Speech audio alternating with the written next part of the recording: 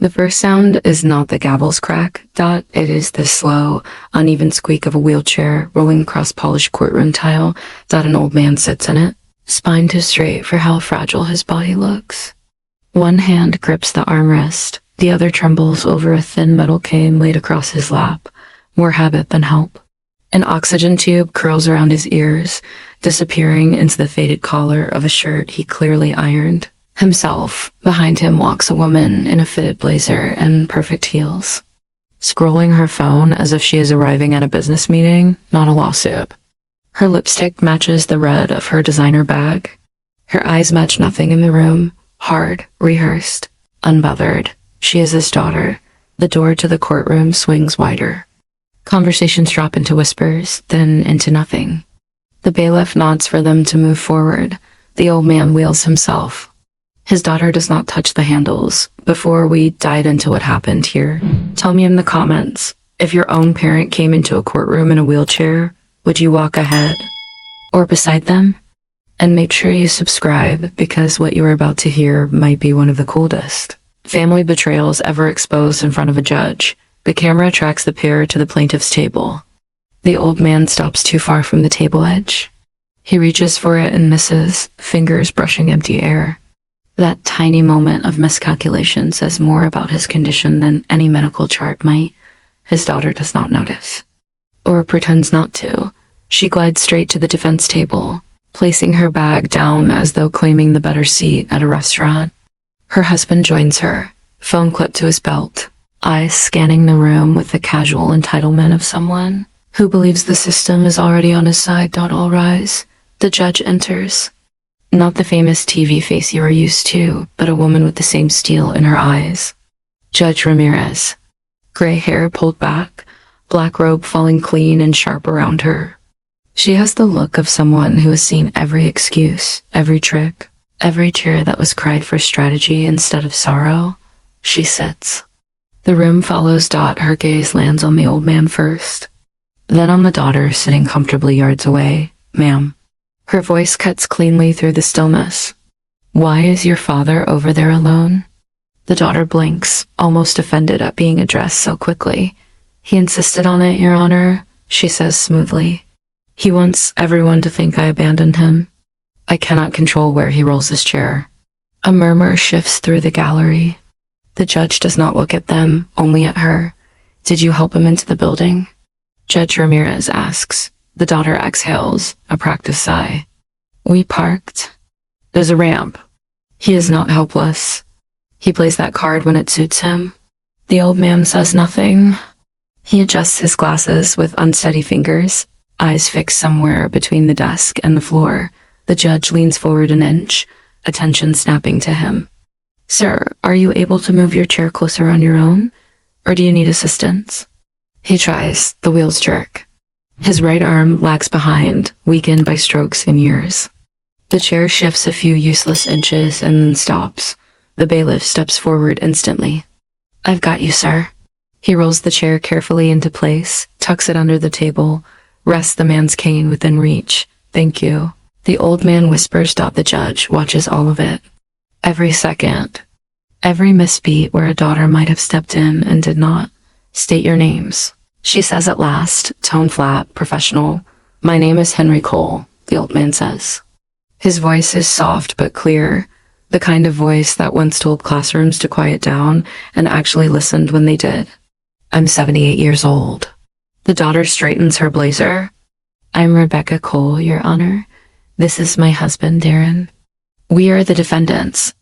A tiny frown crosses the judge's face. Defendants? Rebecca nods quickly. Yes, my father is suing me. For being his daughter, apparently. It is a joke delivered like a punchline. No one laughs. Judge Ramirez shifts her eyes back to Henry. Mr. Cole, you brought this case. Why are you suing your daughter? He opens his mouth, then closes it again as his throat tightens. His hands shake more clearly now. The camera comes in close enough to catch it. Rebecca jumps in before he can speak. Your Honor, before he starts spinning stories, I should tell you, my father has memory issues. The doctors say he is easily confused. This whole case is a misunderstanding. The judge raises one hand, palm up. You will not talk over him in my courtroom. You will have your turn. She turns back to Henry. Take your time, sir. The old man breathes in. The oxygen tube hisses softly, filling the silence. I'm suing, he says quietly, because my daughter sold my house while I was in a hospital bed. And then she put me in a nursing home and told them I had nowhere else to go. The words do not explode. They sink. The audience shifts. A woman in the back clasps her hand over her mouth. Even the bailiff's jaw tightens. Rebecca scoffs. That is not what happened.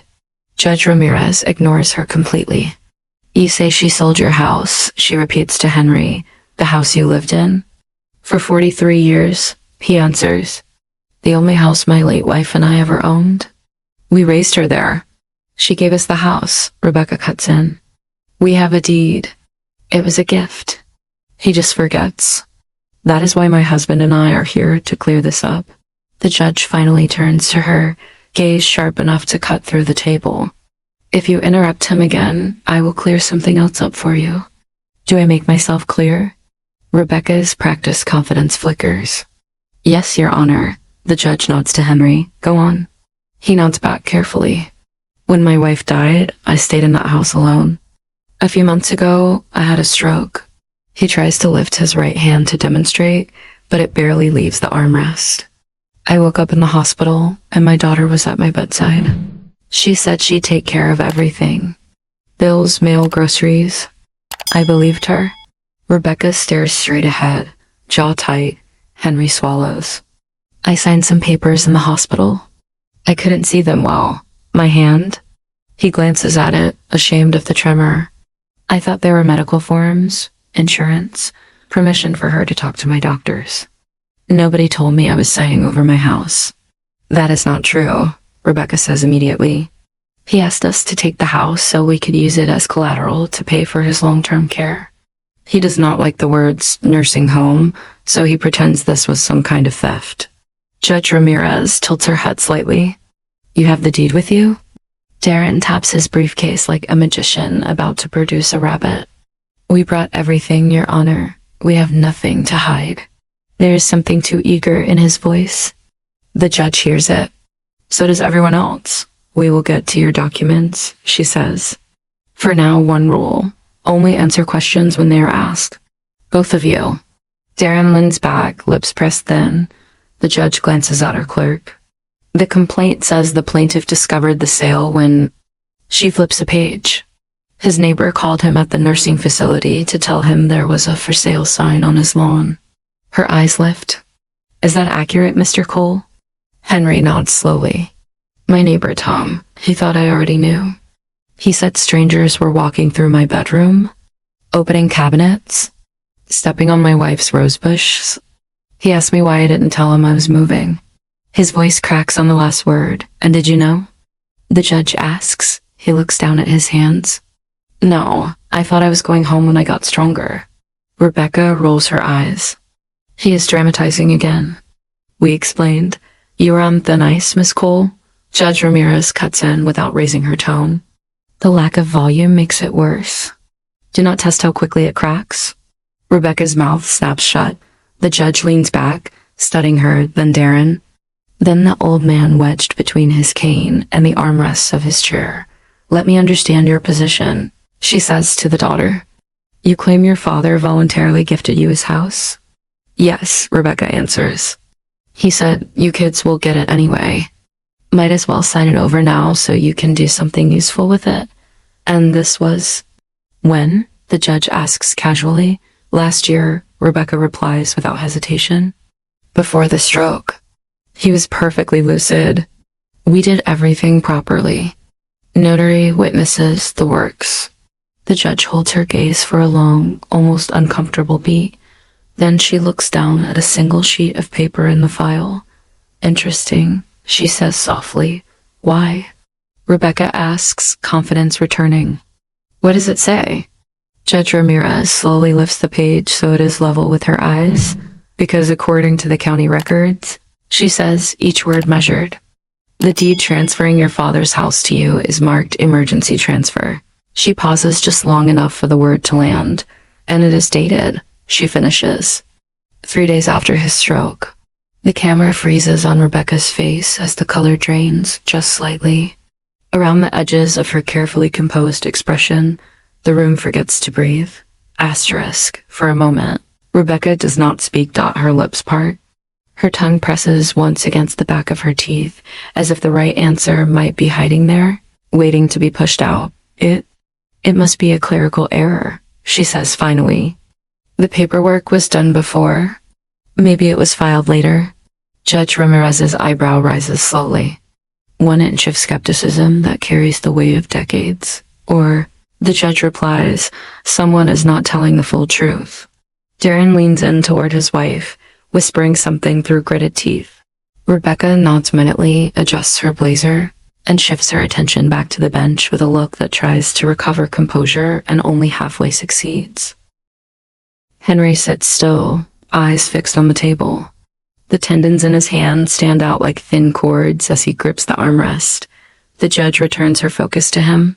Her tone softens a fraction. Mr. Cole, she says, how long before the stroke were you living alone in your house? Since Margaret died, he answers. My wife. 6 years. Did your daughter live close by? About 20 minutes, he says. Her house is on the other side of town. Good schools for the grandchildren. I was happy for them. Did she visit often? He hesitates. Sometimes on Sundays. Sometimes not. Rebecca leans back, scoffing quietly. Here we go. The judge cuts her a look that stops her cold. Mr. Cole, she continues. After your stroke, did anyone explain that you were signing a deed? That your house would no longer belong to you? Henry shakes his head slowly. They said it was permission forms for surgery. For them to speak to my daughter while I was under. The nurse put the paper near my hand. My daughter held the clipboard. I could not see the lines clearly. I trusted her. Rebecca's smile tightens. Your Honor, may I respond now? You may answer my questions, the judge says. You may not argue with your father. Rebecca takes a breath, corralling her frustration. We had discussed the house for months. He forgets because of the stroke. He didn't want to burden anyone, remember, Dad? She turns toward him, voice suddenly sweet and thick with a familiarity that sounds out of place now. You said you didn't want to die in that house alone? Henry's shoulders twitch. It is not agreement. It is something between flinch and fatigue. Judge Ramirez notices. Sir, she says quietly, in her own words, tell me what happened from the day of your stroke. The room goes still. Even the faint hum of the air conditioner seems to back away. Henry draws a slow breath. It was early. I was making coffee. My right side went wrong. The mug slipped. I thought I just stood up too fast, but my leg wouldn't move. He swallows, his fingers tightening on the armrest. I fell. I don't remember how long I was on the floor. The paramedics came. My neighbor called them. Not your daughter? The judge asks. She was at work, Henry says quickly, as if defending her, even now. She came to the hospital later. She was upset. She said, why didn't you tell me you weren't feeling well? And after that, the judge prompts gently, I had tests. The doctor said I'd need rehabilitation. A few weeks, maybe more. My daughter said she'd handle the house. The bills. I told her where the spare key was. He smiles sadly. The same one she used to sneak in late when she missed curfew. A faint, reluctant chuckle runs through the gallery. It dies as quickly as it came. He continues. A day or two later, I was very tired. They gave me something for pain. A man came in with a clipboard. He said, sign here, Mr. Cole, so your daughter can speak for you if you're asleep. His voice wavers. My hand wouldn't work. So my daughter held the paper still. She said, just sign, Dad, I'll take care of it. So I did. Did you read the paper? The judge asks. I tried. The words moved. The lights were too bright. He closes his eyes at the memory. I signed because I thought it was about my health. Not my home. Rebecca shakes her head vigorously. He is mixing up documents, Your Honor. That was the medical power of attorney. We did another deed months before. This is what I meant by confusion. Do you have both documents? Judge Ramirez asks calmly. Darren pats his briefcase again, but this time the motion is slower. Less showman, more stalling. We have some, he says. Our lawyer handled the rest. We didn't know we'd need every little thing on national television. National television has nothing to do with my expectations, the judge replies. You want me to believe your story? Bring your receipts, literally. The gallery ripples with an appreciative murmur. Henry clears his throat. May I say one more thing? Of course, the judge nods. I did give her access to my bank, he says. I am not pretending I didn't. She said she'd help pay bills online. The writing on the checks got too small for me. His eyes grow wet, but he blinks the tears back angrily, refusing to let them fall. I thought that was what good children did. Help their parents with the things they cannot see anymore. Rebecca rolls her eyes, unable to help herself. And we did help. We paid for his medications, his groceries, with his money or yours. Judge Ramirez cuts in. Rebecca hesitates. Just half a second. It is enough. Ours too. Darren jumps in. We're not monsters. We fronted costs. The judge's gaze snaps to him. I did not ask you. Darren's jaw works silently. Henry continues, voice growing steadier as he walks through the memory, step by painful step. They transferred me to a rehabilitation center. A nice one at first. I had a roommate. Physical therapy. I kept asking when I could go home. The nurse said, you need to speak to your daughter. She's in charge of your discharge. And did you? The judge asks. Yes, I called. She didn't pick up. For days. When she finally came, she said, he stops, his throat closing around the words. What did she say, Mr. Cole?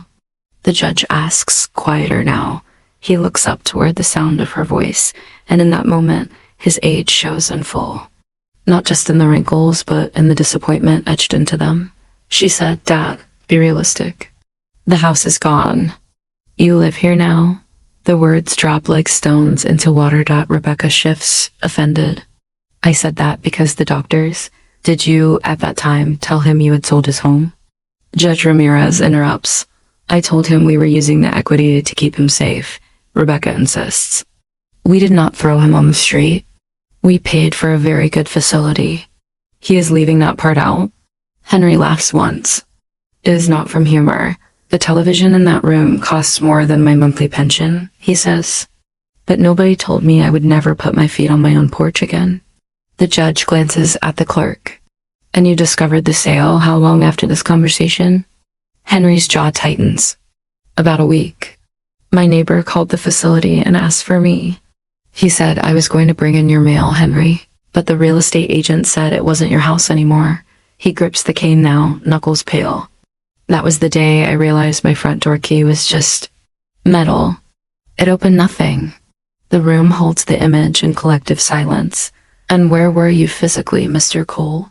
The judge asks, the day your house officially changed hands. His eyes glisten. He looks down at his lap. In the back of an ambulance, he says. Being taken from the rehabilitation center to a cheaper nursing home. One my daughter picked. One I had never even seen. Asterisk, the light in the courtroom seems harsher now. Not because it has changed, but because everyone suddenly sees more than they wanted to. Rebecca crosses her arms tightly, as if trying to hold her narrative together by sheer pressure. The first facility was too expensive, she says quickly. He is leaving that out. We could not afford it. The second one was adequate, clean, staffed. We did not dump him anywhere. Henry's eyes close briefly at the word, adequate. Judge Ramirez taps a finger once lightly on the bench. A controlled, thoughtful movement, Miss Cole, she says. When you signed the documents for the second facility, who did they list as financially responsible for his care? Me, Rebecca says. Temporarily. But it was all from his funds. That is how it works. He has savings. A paid-off house. We used his own resources. I do not see the scandal here. Of course you do not, murmurs someone in the back row. The bailiff shoots them a warning glance. The judge's gaze drifts to the file in front of her. She lifts a set of photocopied bank statements with neat, precise fingers. These are your father's accounts, she says. Submitted by the plaintiff. I see regular withdrawals for utilities, groceries, modest expenses. Up until 3 days after his stroke. After that, I see something different. Rebecca shifts. He gave us permission. I see, the judge continues, a series of electronic transfers to an account in your name. Large ones. Repeated ones. Thousands of dollars at a time. Does that sound familiar? Darren jumps in. Those were to consolidate, Your Honor. We were paying his nursing home bills, his prescriptions, his medical copays. It was simpler that way. At the same time, the judge says, eyes now on Darren, I see deposits to your joint account from the sale of a property. The property address matches your father's house. That check is substantial. She looks up again, expression unreadable. Asterisk. Did any of that sale money go back into an account with your father's name on it? She asks. Silence answers before either of them does. We're holding it for him, Rebecca says. For his care. He cannot manage it himself anymore. The stroke. How did he manage it for the first 78 years? The judge asks quietly. Rebecca bristles. Times are different. Online banking. Scams. He nearly fell for a phishing email last year. I am protecting him from people who would take advantage. And who, Judge Ramirez replies, is protecting him from you?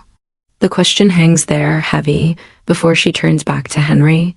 Sir, did you ever sign a power of attorney document? She asks.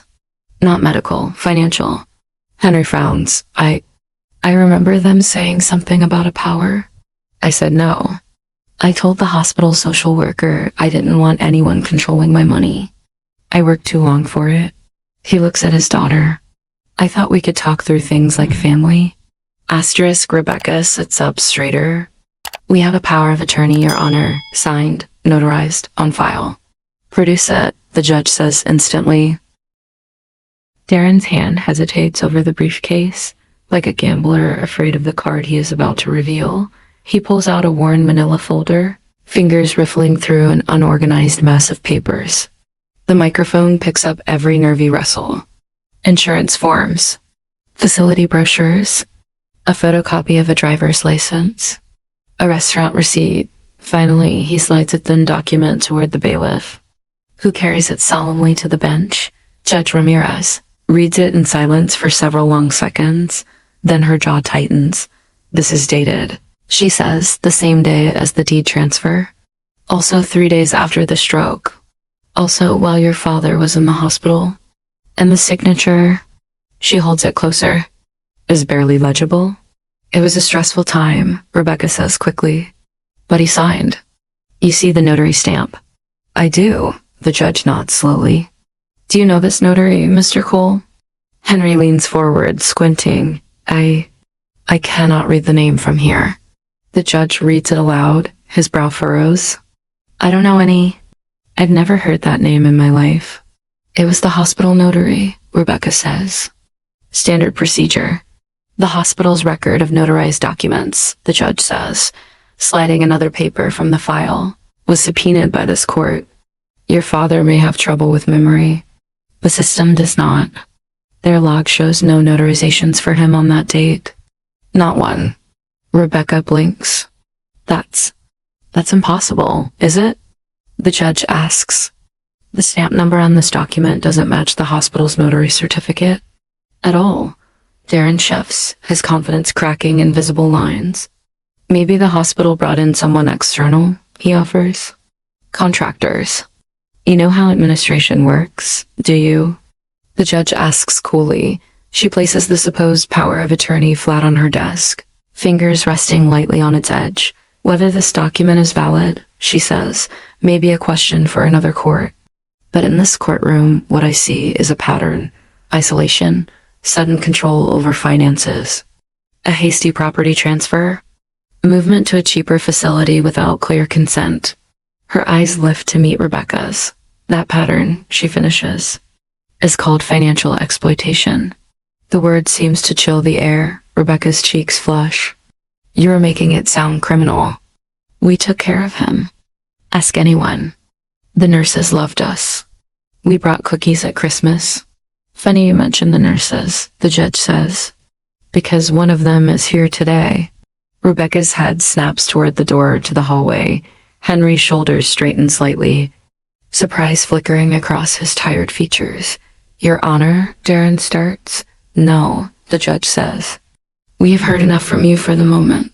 She signals to the bailiff. Bring in the witness waiting outside. The side door opens with a soft mechanical hiss. A man steps through first, middle-aged, in a faded work shirt, hands calloused, nervousness etched across the lines of his face. Behind him, a woman in scrubs lingers, badge clipped low, eyes tired but clear. The judge nods to the man. Mr. Thomas Green? He nods. Yes, Your Honor. You're the neighbor listed in the complaint. Yes, ma'am. He glances toward Henry, then toward Rebecca. The conflict on his face is real.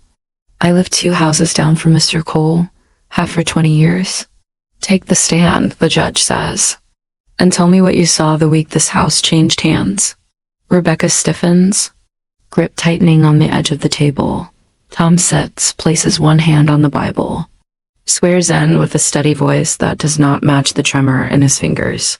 Mr. Green, the judge begins, what kind of neighbor was Mr. Cole? The best, Tom says immediately. Kept his lawn tidy. Helped my kids with math homework. Watched our dog when we went out of town. He's the type who still waves at mailmen. A faint smile tugs at Henry's lips. And his daughter? The judge asks.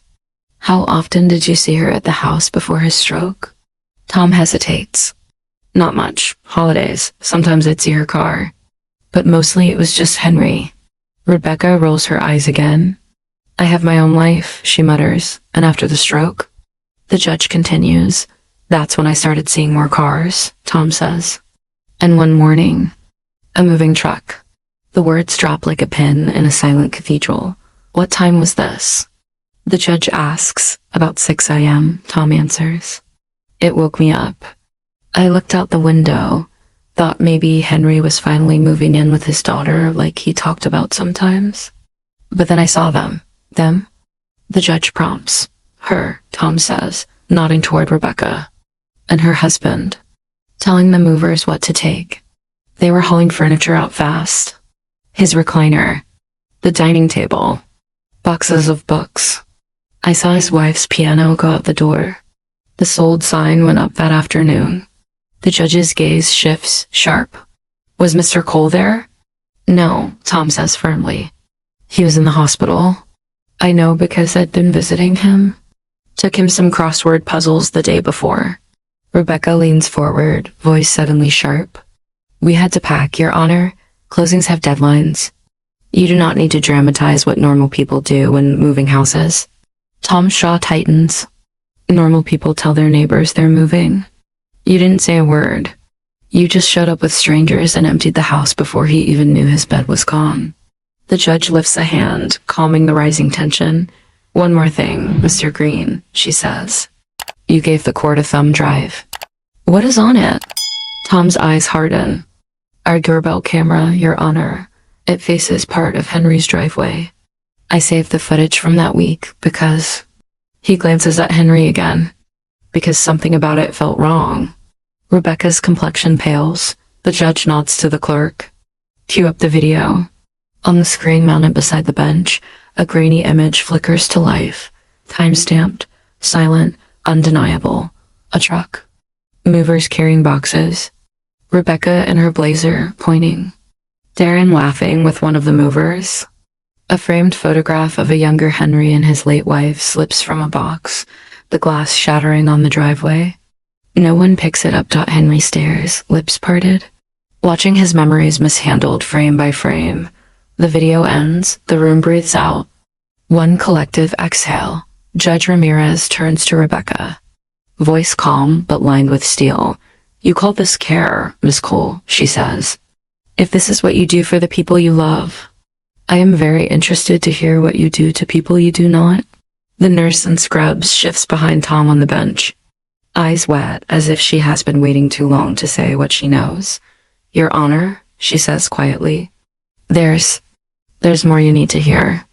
About the day he realized he wasn't going home. Asterisk, all eyes swing to the woman in scrubs. State your name for the record.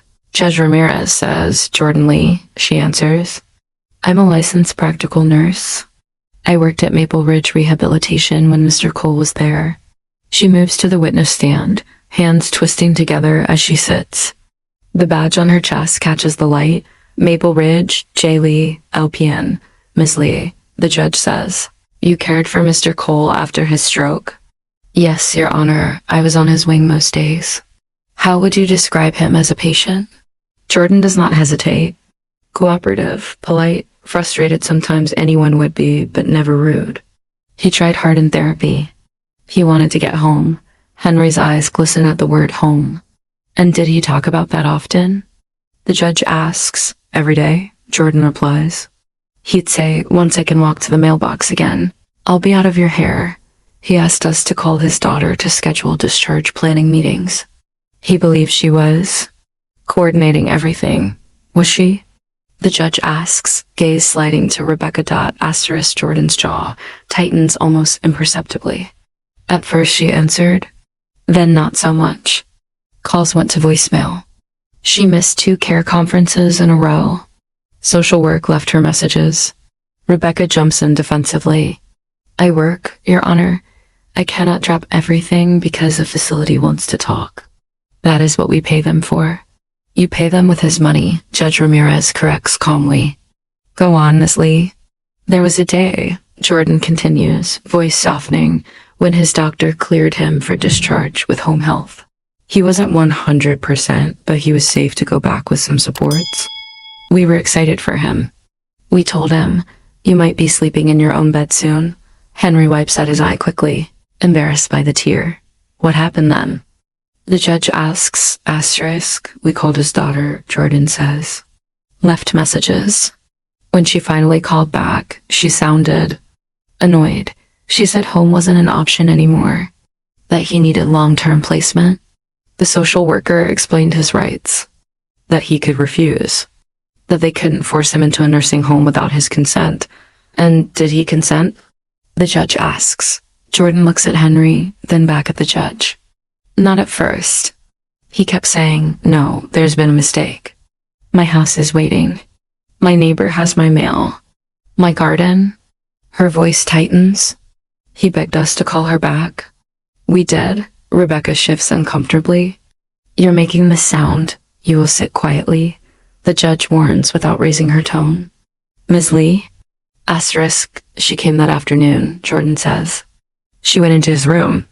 The door was half closed. I was passing meds. I heard raised voices. What did you hear? The judge asks. Jordan takes a breath, studying herself. She said, Dad, listen. The house is gone. We sold it. You cannot live alone. This is where you belong now. Henry closes his eyes, the memory washing over his face like a shadow. And his response? The judge's voice is barely more than a thread now. He said, You sold it? Without asking me? And she said, Jordan's throat works. She looks down, ashamed of having heard it. She said, you were half paralyzed. Dad, it's not like you were using the stairs. A horrified murmur surges through the gallery. The bailiff raises a hand, but his own expression cracks around the edges. Rebecca's face reddens. She is twisting enough, Judge Ramirez says sharply. The single word silences the room. Ms. Lee, she continues, why did you come here today? You no longer work at Maple Ridge, correct? No, Jordan says. I left a few months after I filed an internal report about what I saw. I called Adult Protective Services. I couldn't keep watching families do this to people and pretend it was just paperwork. The judge nods once. Did anyone ask you to testify? Jordan shakes her head. No, I heard about the case from Apiesh. I volunteered. Rebecca stares at her in disbelief. You do not even know us. I know his face, Jordan says simply. Looking at Henry, I know what it looks like when someone realizes their own child has decided they're an inconvenience. The words cut through the air like glass. Judge Ramirez looks down at the file again, fingertips tapping once more. The court also has a recording, she says quietly. Submitted by the plaintiff. Ms. Lee, did you know Mr. Cole called a legal aid hotline from the facility? Jordan's eyes widen. I knew he'd started asking staff how he could get a lawyer, but I didn't know he actually reached one. He did, the judge says. And they gave him one piece of advice he managed to follow, even with limited strength in his hands. She lifts a small device from the folder. A digital recorder. They told him to record the next time his daughter discussed the house. Every muscle in Rebecca's face tightens. Darren shifts in his chair, color draining. Your Honor, he starts. We never consented to. In this state, the judge interrupts.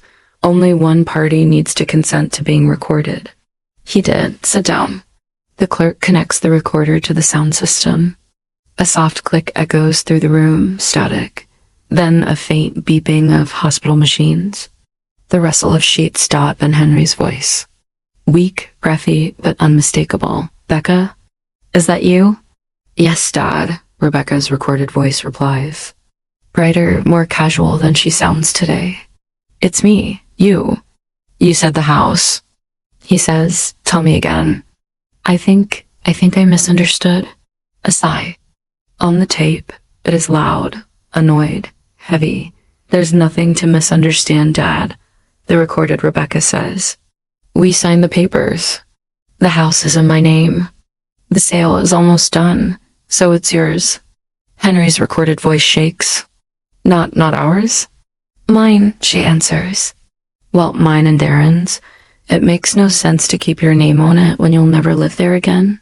In the courtroom, Rebecca's jaw clenches as if she could reach into the speakers and drag the words back. The judge watches her, expression unchanged. On the recording, Henry speaks again, barely audible. I didn't sign that. I don't remember. You tried. She cuts him off. Your hand was useless. I signed for you. That's what power of attorney is. I told you that. You forget everything. I never said you could sell it, he whispers. A short, humorless laugh from the tape. You didn't need to say it, she replies. I did what had to be done. You should thank me. If I'd waited, the state would have taken it for your care anyway. At least this way it stays in the family. The recording clicks off. Silence falls thick, suffocating. No one coughs. No one shifts.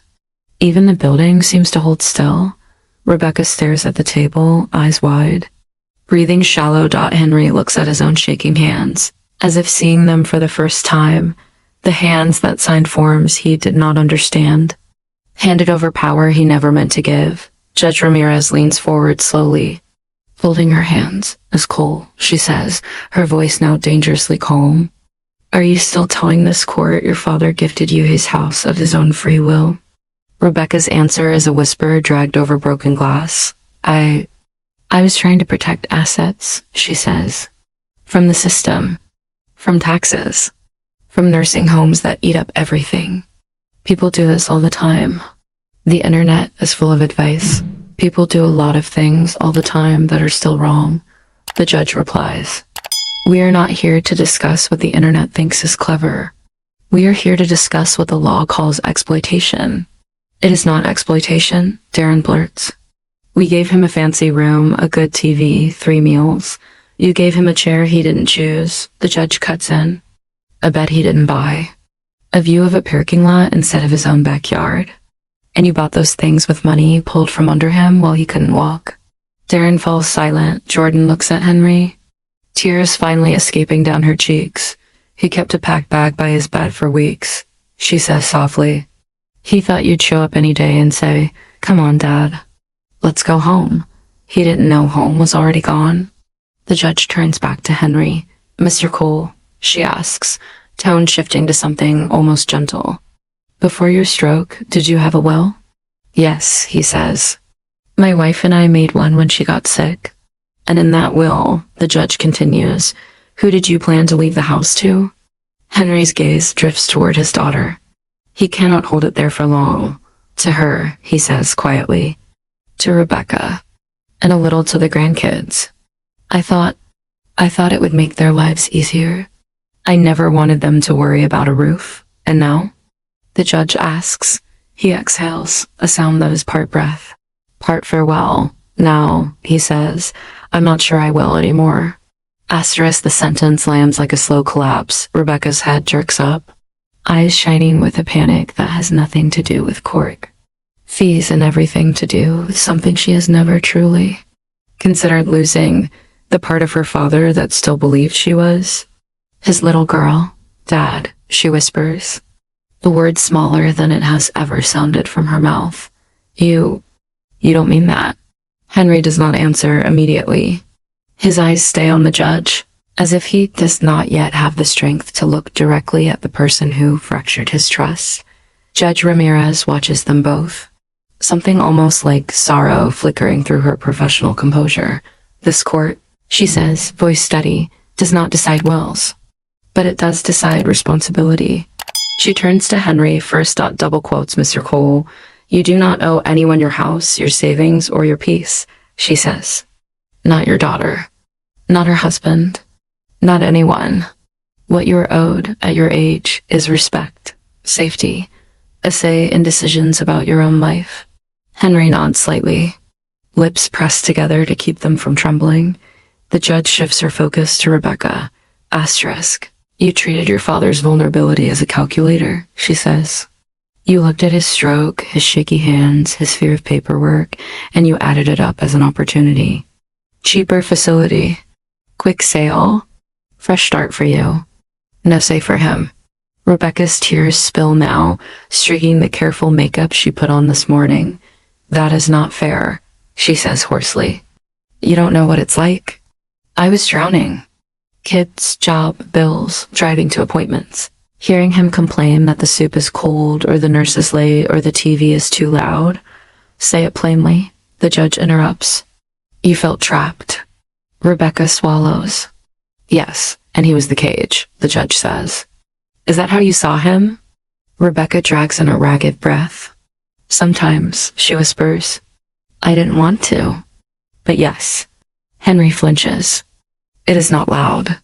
It is not dramatic. But it is devastating.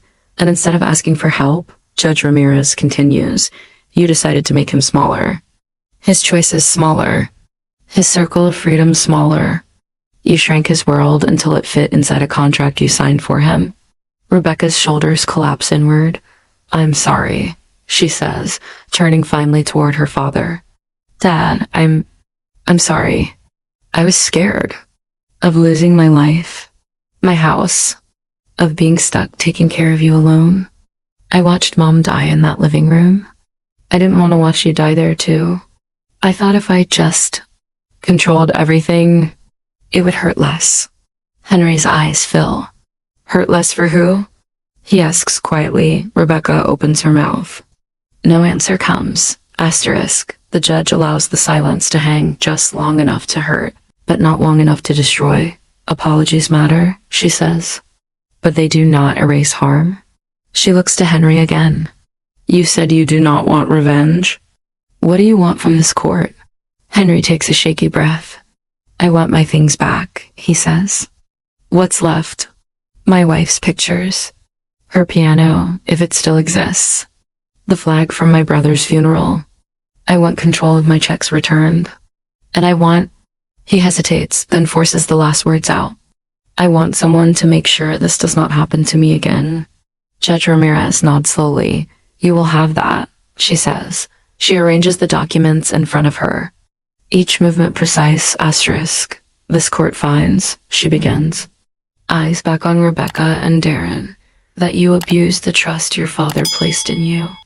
You exploited his condition to take control of his home and finances.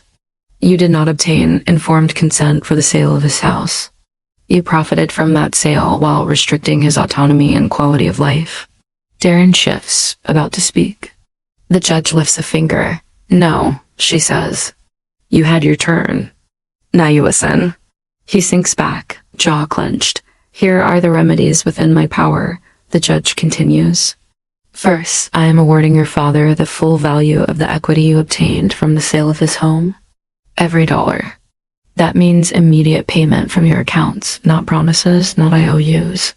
Asterisk. Rebecca's breath hitches. We don't have all of it liquid. We made improvements. You bought a new SUV, the judge says. You updated your kitchen. You took a vacation to Cancun 2 months after the sale. Those are not improvements for him. They are luxuries for you. Sell what you need to sell. Downgrade what you need to downgrade. You chose to upgrade your life with his stability. Now you will reverse it. The gallery murmurs approval, the sound like a low, building tide. Second, the judge continues, you will inventory every item removed from his home, furniture, photographs, keepsakes, anything of sentimental or monetary value. What can be returned will be. What has been sold or lost will be compensated at fair replacement value. She turns to the clerk. Give Mr. Cole the contact information for a court-appointed advocate. They will help him verify that list. The clerk nods.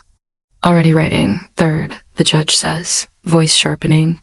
Based on the testimony I've heard and the documentation I've reviewed, I am referring this matter to Adult Protective Services and, if they deem appropriate, to the District Attorney's Office for investigation into potential elder financial abuse. Rebecca's face drains. Criminal? She whispers, horror dawning. You're going to make me a criminal? I am not making you anything, the judge replies calmly. You did that work yourself. I am simply refusing to look away. Darren sputters. We're not. If they determine there was no criminal intent, you will sleep fine, the judge says. If they don't, you will live with the consequences, just as your father has been living with yours. She turns back to Henry, her tone softening for the first time in many minutes. Mr. Cole, your bank will be notified that any existing financial power of attorney is revoked pending review by an independent attorney. Your accounts will be frozen only long enough to ensure your safety, then reopened under protections designed for seniors. Henry nods, relief and grief mingling in his eyes. Thank you, he says, voice cracking. I didn't know how to untie the knots she'd tied around my life. That is what courts are for, the judge replies. We cut through knots people pretend are bows. The faintest ghost of a smile tugs at the corner of her mouth. She looks once more at Rebecca. You are not beyond redemption, she says. But redemption is not a feeling. It is work. Hard, uncomfortable work. If you ever want to be in your father's life again, you will show up as a daughter, not a manager. You will visit because you love him, not because you need a signature. Rebecca wipes at her face. Mascara streaked. Dad, she whispers, turning toward him with a desperation that has nothing slick or strategic left in it. Please, I don't know how to fix this. Tell me what to do, and I'll do it. Henry looks at her for a long time. When he finally speaks, his voice is small but unwavering. I don't know yet, he says. For now, just let me breathe without worrying what you'll sign for me while I sleep. The sentence is simple. It lands heavier than any legal term spoken that day. Judge Ramirez nods once. Firmly, this court finds in favor of the plaintiff, she says. Judgment for Mr. Cole in the full amount of the house's equity, plus replacement costs for his belongings and statutory damages for emotional distress. She lifts the gavel, holding it for a brief suspended second. May this be the day, she adds quietly, that you stop treating the people who raised you as obstacles and start remembering they are the reason you ever had a life to protect. The gavel falls. One clean crack. Final. Irrevocable. The bailiff calls the next case. Papers shuffle. Chairs scrape. The world starts moving again. Henry reaches slowly for his cane. The bailiff is there before Rebecca even thinks to stand, studying the wheelchair, helping him turn. Rebecca watches, hands limp in her lap, as the man whose home she sold is rolled toward the exit. Without asking for her help. At the doorway, Henry pauses. He turns his head slightly, not enough to look back, just enough to let his words drift over his shoulder. I will always be your father, he says softly. Whether you can be my daughter again, that's up to you now. He does not wait for an answer. The door closes behind him with a soft, final click. In a courtroom built for arguments and evidence. What lingers is something quieter and much harder to forget. The echo of a choice. If you were in that judge's chair, would you have ruled differently? Tell me in the comments, and don't forget to subscribe for more stories where justice doesn't just speak, it finally gets heard.